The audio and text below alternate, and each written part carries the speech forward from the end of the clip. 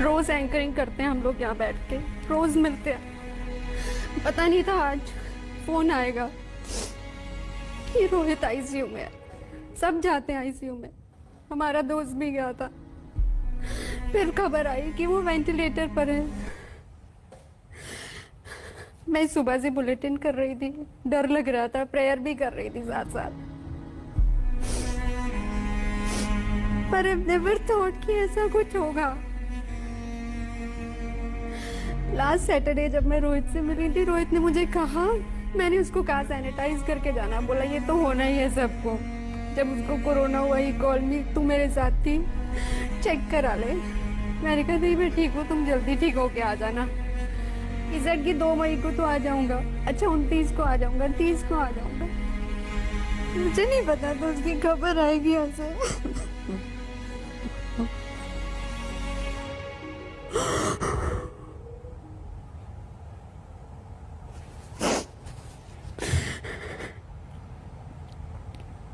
आप लोग दंगल देखते हैं, यही बैठ के वो दंगल करता था। मैं 2:30 बजे जाती थी, वो मेरा रिलीवर। रोहित तुम आ गए, अच्छा मैं मेकअप उतार लूँ, हाँ तू जा, अब मैं आ गया हूँ, हाँ मैं हूँ तू जा। परिवार में सब साथ बैठते थे, बच्चों के बर्थडे साथ मनाते थे हम लोग। कभी नहीं सोचा था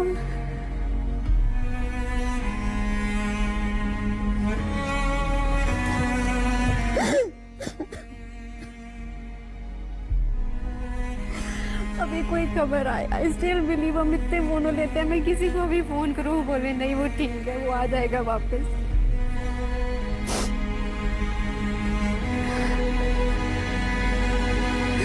रोहित तुम्हारी फैमिली की नहीं है, हम लोगों के लिए बहुत बड़ा लॉस है, मेरे लिए बहुत बड़ा लॉस है।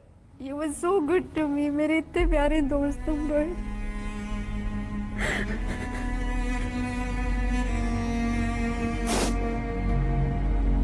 चित्रा, चित्रा मैं क्या पूछूं तुमसे, क्या पूछूं चित्रा, अब तो कोई शब्द ही नहीं है पूछने के लिए।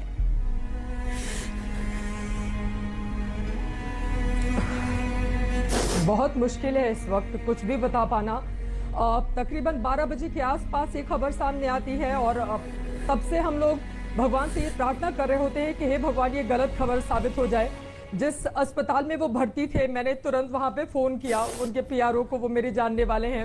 मैंने सोचा कि सर आपका इतना बड़ा हॉस्पिटल है, रोहित वहां पे भर्ती थे, उनका इलाज चल रहा था, अब तमाम तरह की खबरें आ रही हैं, क्या है सच्चाई। फिर उनकी ओर से बताया गया कि कल रात तक उनकी तबीयत ठीक थी, 10:30-11 बजे तक उनकी वाइफ उनके साथ थी। रात के 4 बजे अचानक से उनकी तबीयत बिगड़ती है और फिर उनको आईसीयू में शिफ्ट किया जाता है। उसके बाद डॉक्टर्स उनकी सेहत पर नज़र बनाए रखते हैं और फिर दिन के 11-12 बजे के बीच इस तरह की खबर सामने आती है।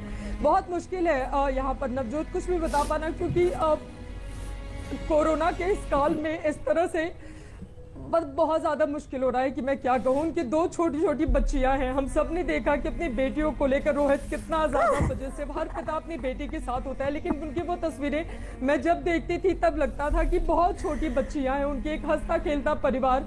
हमेशा एक फोटोग्राफ्स आई थी जिसमें लिखा हुआ था मेरे बेस्ट डैडी, और केक काटता हुआ पूरा परिवार दिखाई दे रहा है। उनकी 2 बच्चियां उनको प्यार करती हुई दिखाई दे रही है। वो बहुत छोटी हैं, वो एपीजे नोएडा में पढ़ती हैं, मेरे बच्चे के साथ में वो पढ़ती हैं। बहुत मुश्किल है उनके दर्द को बता पाना कि वो क्या सोच रही होंगी।